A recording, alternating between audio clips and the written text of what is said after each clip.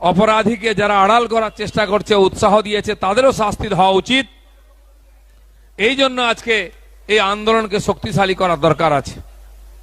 এখন আগামী দিনে এই অপরাধ যেন না হয় এরকম, আর অপরাধীকে আড়াল করার চেষ্টা না হয় সেরকম পরিবেশ তৈরি করতে চাইছি আমরা। দরকার হলে যারা এই অপরাধীকে আড়াল করছে, অপরাধে উৎসাহ দিচ্ছে, সে নেতা, মন্ত্রী, মুখ্যমন্ত্রী সবার বিসর্জন দরকার আছে, তাদের পদত্যাগ দরকার আছে। অত দূর অবধি আমাদের আন্দোলনকে নিয়ে যেতে হবে, এই উদ্দেশ্যে আমরা এখানে একত্রিত হয়েছি। ভারতীয় জনতা পার্টি আলাদা করে কিছু করছে না, কারণ গত 8-10 বছর ধরে আমরা এই ধরনের আন্দোলন গ্রামে গঞ্জে করেছি। এমন কোন জেলা নেই, শহর নেই, ব্লক নেই যেখানে মহিলাদের উপরে এই অত্যাচার হয়নি বা হচ্ছে না। মমতা ব্যানার্জি কেন্দ্রে এই রাজ্যে ক্ষমতায় আসার পর থেকে এ ধারাবাহিক শুরু হয়ে গেছে। কামদুনির সেই কলেজ ছাত্রীর সঙ্গে যে নৃশংস অত্যাচার এবং হত্যা, তার দোষীরা সাজা পায়নি। আজ মমতা ব্যানার্জি ফাঁসির দাবি নিয়ে রাস্তায় নামছেন, বলছেন 7 দিনে ফাঁসি চাই। আপনার 15 বছর হতে গেল, হিসাব করলে প্রতি বছর কয়েক ডজন এরকম ঘটনা ঘটেছে। আপনি কজনকে ফাঁসি দিয়েছেন, কজনকে সাজা দিয়েছেন, বা যারা সহযোগিতা করেছে, সমর্থন করেছে, তথ্য লোপাট করেছে, কজনকে সাজা দিয়েছেন?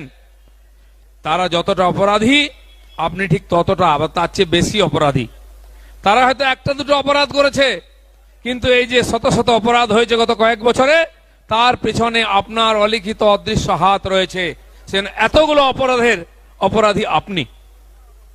তাদের যদি 7 দিনের 7 বছরের জেল হয় বা ফাঁসি হয়, সব মিলে যা সাজা হয় সেটা আপনি পাবেন। আপনার সেই সাজা হওয়া উচিত। আপনি সাজা তো দিচ্ছেনই না। এই অপরাধে যারা বিরোধিতা করছেন, প্রতিবাদ করছেন, তাদেরকে লাল চোখ দেখাচ্ছেন, পুলিশের ভয় দেখাচ্ছেন, চিঠি পাঠাচ্ছেন। আর তারা কোনো সাধারণ মানুষ নন। আমাদের পার্টির এক্স এমপি লকেট চ্যাটার্জি তার মধ্যে একজন।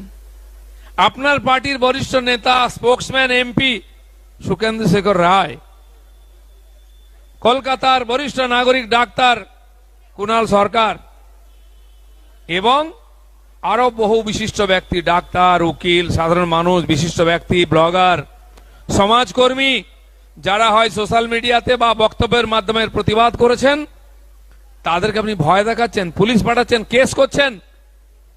যারা আপনার পার্টির মধ্যেও হৃদয়ের আহ্বান শুনেছেন, যাদের মনের মধ্যে, শরীরের মধ্যে এখন মনুষ্যত্ব বেঁচে আছে, আপনার পার্টির সেই নেতারা শুধু শাস্তি চেয়েছেন, বিচার চেয়েছেন।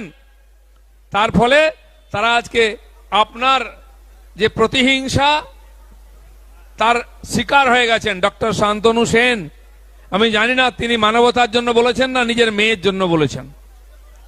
সুকেন্দ্র শেখর রায়, যারা এতদিন আপনার জন্য বহু তথ্য মিথ্যা সত্য বলে চালিয়েছেন, তাদেরকে আপনি ক্ষমা করেননি, কারণ আপনার কাছে চেয়ার আর ক্ষমতা এত দামি। আপনি চেয়ার ছাড়া বাঁচতে পারেন না, তার জন্য 1000 খুন করতে রাজি আছেন। আপনার 7000 লোক আপনার আর খোকাবাবুর দ্বারা পাঠানো হয়েছিল। আমি জানি না তারা কি পুরো আরজিগড়টা ভেঙে ফেলতে চেয়েছিল নাকি তথ্য লোপাট করতে চেয়েছিল। আজ আপনি এই অপরাধ থেকে বাঁচার জন্য, আপনার লোকেদের বাঁচাবার জন্য আরজিগড় ভেঙে ফেলছেন, হিংসা ছড়িয়ে দিচ্ছেন।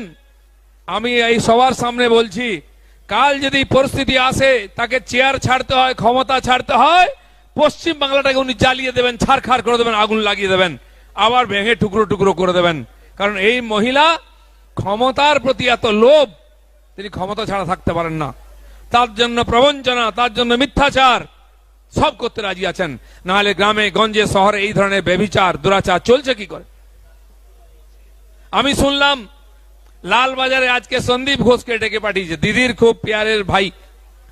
বহু এরকম ভাই আছে যাদের আঁচলের তলায় লুকিয়ে রাখেন। আমরা দেখেছি পুলিশ অফিসার রাজীব কুমার থেকে আরম্ভ করে, একেবারে ব্যবসায়ী থেকে আরম্ভ করে, নেতা থেকে আরম্ভ করে, পাড়ার মোস্তান শাহজাহান শেখের মতো লোক সবাইকে দিদিমণি প্রোটেকশন দেন আইন থেকে, পুলিশ থেকে বাঁচাবার জন্য। দরকার হলে যদি সিবিআই আসে, সিবিআই লোককে তাড়া করে মারে, শাহজাহান শেখ তার কোনো অপরাধ হয় না। তো সন্দীপ ঘোষকে আজকে কেন পুলিশ ডেকেছে? চা খাওয়াতে? সাবাসি দিতে যে বেটা দারুণ কাজ করেছো। দেখো সিবিআই মাথা খুঁড়ে মরে যাক, হাইকোর্ট সুপ্রিম কোর্ট মাসের পর মাস চালিয়ে যাক, সারা জনতা রাস্তায় নেমে যাক, কোনো তথ্য খুঁজে পাবে না। বাপের বেটা তুমি।